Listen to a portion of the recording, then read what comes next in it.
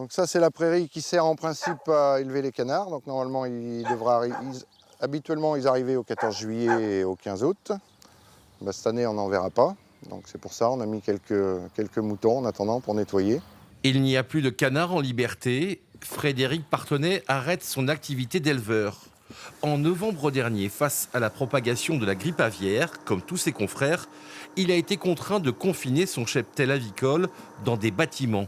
Pour affronter une nouvelle pandémie, il lui faudrait investir et contracter de nouveaux prêts bancaires. Il faudrait changer les cabanes de 30 mètres carrés par des cabanes de 200 mètres carrés. Au lieu d'avoir investi 6 ou 7 000 euros par cabane il y a 20 ans, aujourd'hui il faudrait mettre 40 à 50 000 euros par cabane. L'élevage de poulets fermiers touche également à sa fin. Il ne lui en reste plus que 80 contre 1400 d'habitude.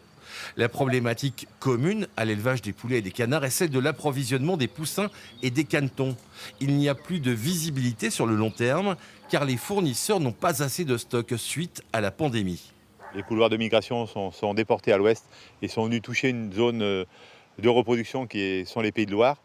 Et là, on a des parents ou des grands-parents qui servent de reproducteurs qui ont été touchés, des élevages, ce qui fait que le nombre de jeunes d'œufs et de poussins ou de canetons produits en 2022 ne sera pas suffisant pour répondre au renouvellement des cheptels.